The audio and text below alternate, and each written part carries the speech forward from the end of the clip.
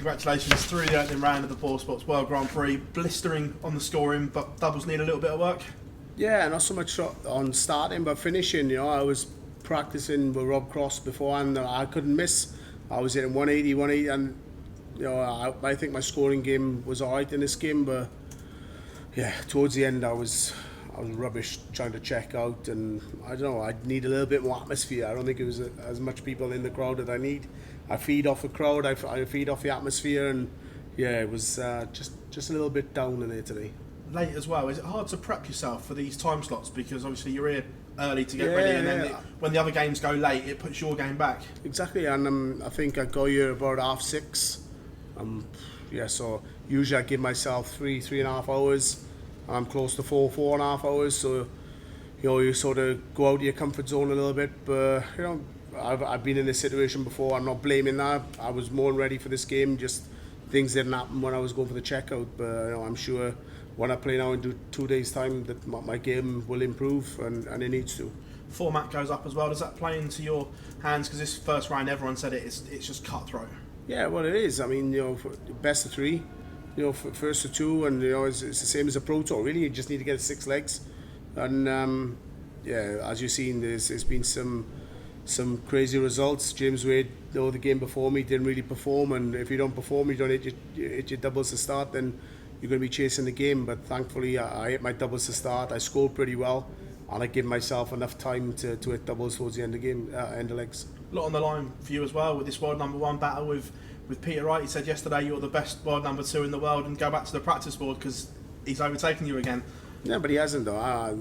Wait until this tournament's over, and Peter's been absolute rubbish this year. I mean, I'm not chasing the world number 1. If he wants it, he can have it, but I'm sure over the next couple of months I'll get it back. But yeah, I think Peter knows he's number 3 in the world, and yeah, Michael's in number 2 and I'm number 1, but talk is cheap. Nice little rivalry developing between you all, and the standard that you all push each other to the next level. Is it nice to be involved in it? Yeah, I mean, we all push each other and we would get the best out of each other. I know if it was like the olden days where Phil Taylor was just bulldozing over everybody, then it'd be boring. But it's not just the likes of me, Peter and Michael, who can win tournaments. I think anybody can win these days, but when us 3 are at our best, then there's not many people that will beat us. But yeah, Peter's still number 3. Gazzy, pleasure. No, thanks. Gazzy, champion 2 years ago, final last year. Is this a tournament that you get good vibes coming into? Yeah, I mean, since it's come from Dublin, I've seemed to be doing all right. I love Dublin, I love Ireland, but I never really seemed to do well when this tournament was out there. But I don't know if that's because it was Pro Tours beforehand, and then it was a few things leading up to it. But yeah, I mean, in lockdown I won it. So I'd like to win it now when all the crowd and everyone's there, and a few more that was in there today because it was a little bit dead, if I'm honest with you.